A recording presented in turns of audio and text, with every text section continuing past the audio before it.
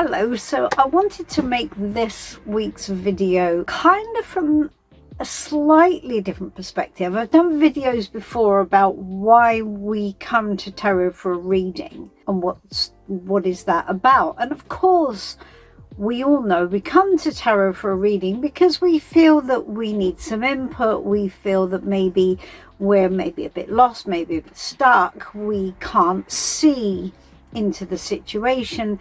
That makes us as humans feel really uncomfortable when we can't see. I've talked before about the movie that we project onto the path ahead and how, you know, we need to have some faith in that movie, and it's that movie that allows us to plan and organize and have some confidence on the road ahead.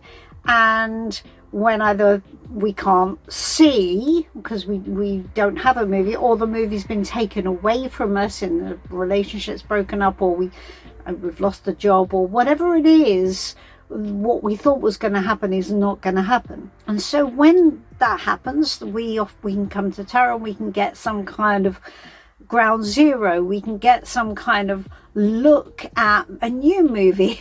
Maybe that's all good and fine, isn't it? That's really useful, and we can use tarot as a really useful tool. Where it sometimes goes a bit wrong is where clients might come to a reading and say, well, just tell me everything's going to be all right. I mean, everything will be all right because it's all right, because it's as it should be, because reality is what it is, and that by definition has to be all right. However, tell me everything's going to be all right. Here's the thing. From tarot's perspective, tarot is not there to comfort you. Tarot is a disruptor, not a comforter. Now that sounds a bit mean, doesn't it? But it isn't mean. It's actually really powerful, because what does the most damage in most of our lives is where we keep reverting back to what we know as the way forward. Now, okay, we can't keep on reinventing the wheel. I get that. But there comes a point sometimes in our lives where we're going, well, you know what?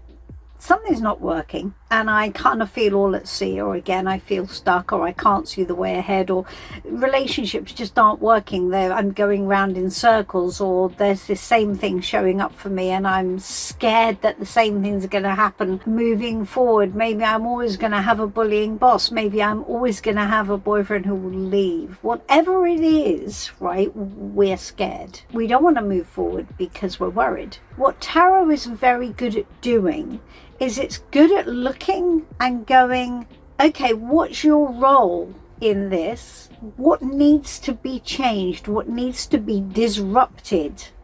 Because what's in place and what is just happening on autopilot is not going to give you anything different than what you've already had. And what you've already had, bottom line, is not making you happy. So tarot is not there to disrupt things for the sake of it. It's not there to shake the tree if the tree doesn't need shaking. If the tree is growing just fine and the fruit of the tree is tasty and sweet and life is going very nicely, thank you. Tarot's gonna say happy days, have at it, carry on, all good. But if it's not, and what we want tarot to do is just look down the path and say, well, you know, you don't have to change anything, you just have to keep going and it's going to change all by itself. And it is very, very rare that is the case. Now sometimes it does feel like, well, you know, I sort of just feel I'm a bit in no man's land, and am I on the right path or am I not on the right path? That's a good question, because I'm not feeling it right now. Tarot can really help with that and say, you know, yes, just keep going. That it has given that answer many times. Or it might just give the answer like, yeah, you see, we need some readjustments. Because what again is habitually happening is not leading you to the happy result. So when I say tarot is not there to comfort you, it's there to disrupt you.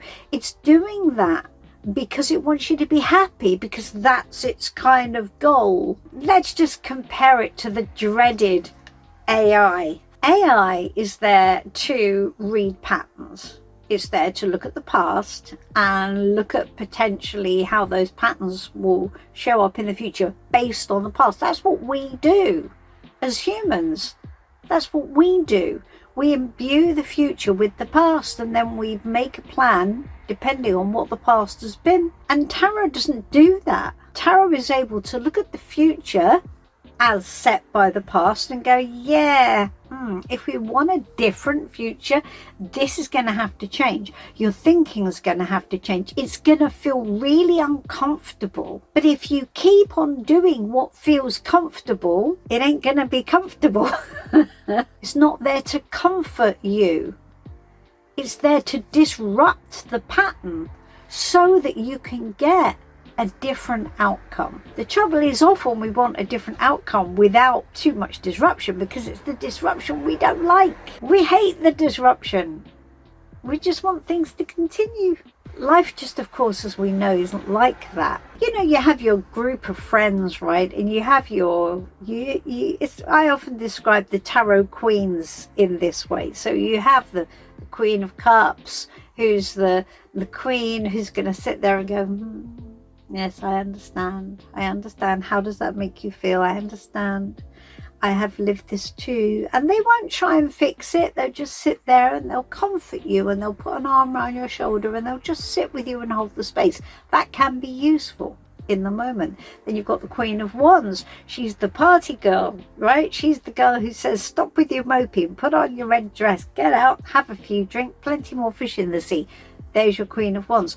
And then you've got the Queen of Swords. And the Queen of Swords is kind of tarot. The Queen of Swords doesn't come at it emotionally. It doesn't pander to your foibles or your sensibilities. It gives it to you straight. And it says, well, look, bottom line, if you continue to do this, this is what's going to happen.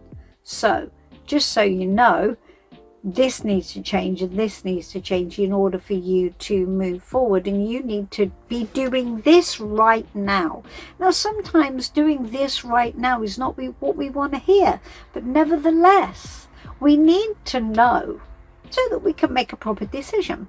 We don't have to slavishly follow everything tarot says, but at least we can get a perspective that allows us to choose, so that if we choose to lean in to being challenged or being disrupted, then there is the possibility that things can play out differently for us. I've done many readings for clients where we've talked about a solution, we've talked about this, we've talked about how their anxiety is in play and what the truth of that anxiety is and how they could perhaps see it differently. And then at the end of that conversation, that client has asked me exactly the same question as they asked at the beginning of the reading, because they're not able to be disrupted. They're not able to have that circle disrupted. And the trouble is that unless we're prepared to actually break that mindset, to break that mind wheel that just turns in exactly the same way, and all we want really is for tarot to say, yeah, it's fine, just let the wheel turn, it will be okay. But that's not what's going to help us. So I just wanted to talk about this, about the difference between comfort and disruption and why they're so important. That's not to say that we don't have a right to be comfortable. Of course we want to be comfortable. Of course we do. We all do.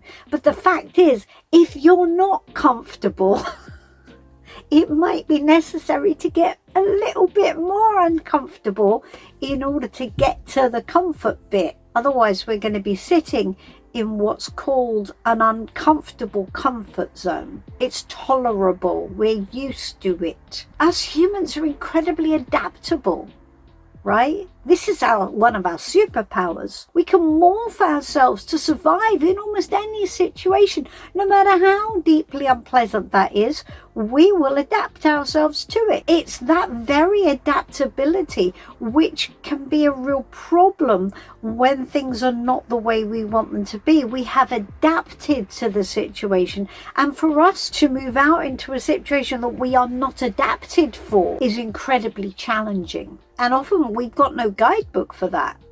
We've got no map. How the hell do we do that? That's where tarot comes in useful, because tarot can give us the map for what we are not already adapted for. And it can tell us what we need to adapt for in order for us to get the happy, more fulfilling outcome that we actually want. We have to go through things in order to get to a solution, and in order to get to the other side, so that therefore we can be happy. That's what I try and do with readings, and that's what I think tarot is so good at. So let's think about tarot as a disruptor in a good and positive way, as a disruptor, not a comforter. I just wanted to have a chat about that. I'd be interested to know your thoughts. As always, please do hit the subscribe button. We have some really interesting conversations on this channel, as well as our travel things that we do, but ultimately it all circles back to tarot and spirituality in the end. I will love you and leave you, and I will see you soon. And of course, I'm always here for a reading if you need one. Okay, bye bye for now. Hello, thank you for watching our video. If you're interested in the world of tarot and would like to explore further, and would like to know how to bring tarot to life so that it makes sense in the real world, I'd like to invite you to explore the Tarot Tribe. The Tarot Tribe is my personal membership, and inside you'll find a community of tarot students just like you, lots of bite-sized mini courses, a new one every month, and new spreads, demo videos, a clinic with me every month, and also discounts on readings with me once a quarter. So if you'd like to explore that, I would love to see you on the inside. Here's the link. I look forward to seeing you soon. Bye bye for now.